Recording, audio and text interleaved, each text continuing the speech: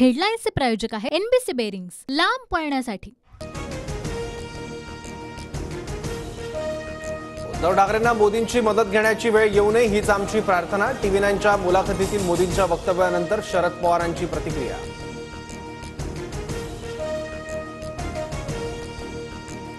मोदींनी कोणतं कुटुंब सांभाळलं? मोदींची कौटुंबिक पार्श्वभूमी चिंताजनक। TV9च्या मुलाखतीतील मोदींच्या टीकेनंतर शरद पवारांचा पलटवार। वारंवार पंतप्रधानांच्या महाराष्ट्र दौऱ्यावरून त्यांना आत्मविश्वास नसल्याचं स्पष्ट। शरद पवारांची टीका। तर काँग्रेसला 10 ते 12 आणि आम्हाला 8 ते 9 जागा मिळतील, पवारांचा दावा।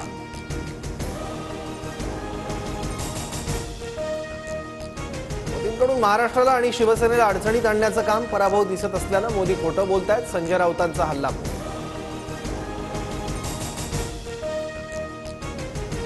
उद्धव ठाकरेंनी धमक्या देऊ नये, मी मनात आणलं तरी फार काही करू शकतो, नारायण राणेंचा इशारा।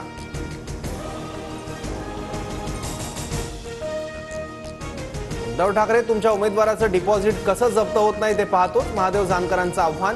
परभणीत जानकर विरुद्ध संजय जाधव लढत।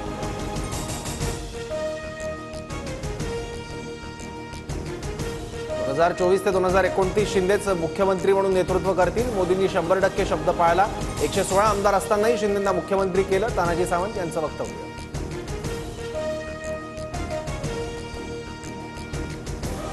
ठाण्याचे मनसे अध्यक्ष अविनाश जाधवांकडून सराफाच्या मुलाला मारहाण, व्हिडिओ व्हायरल। खोलीतील महिलेला वाचवणं महत्त्वाचं होतं, त्याने दरवाजा न उघडल्यानं मी मारलं, जाधवांचं स्पष्टीकरण।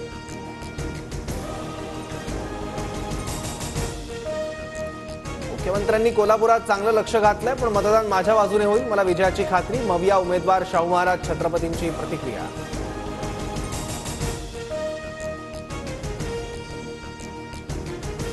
शाहू महाराजांबद्दल आदरच, पण ते रक्ताचे वारसदार आहेत का, इतकाच माझा प्रश्न। कोल्हापूरचे महायुतीचे उमेदवार संजय मंडलिक यांचं स्पष्टीकरण।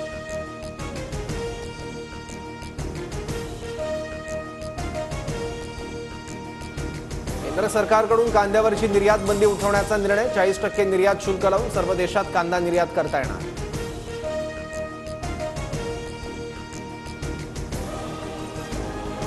निर्यात बंदी हटवताच कांद्याच्या दरात 500 ते 800 रुपयांची वाढ। मात्र निर्यात बंदी दरम्यान झालेली नुकसान भरपाई देण्याची शेतकऱ्यांची मागणी।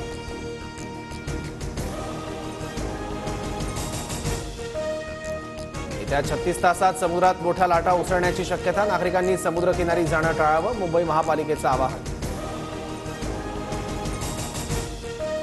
IPLमध्ये आज बंगळुरू विरुद्ध गुजरातची लढत। प्लेऑफचं आव्हान राखण्यासाठी दोन्ही संघांना विजय आवश्यक। बंगळुरूच्या M चिन्नास्वामी स्टेडियमवर सामना रंगणार। हेडलाईन्सचे प्रायोजक आहे एनबीसी बेरिंग्स, लांब पळण्यासाठी।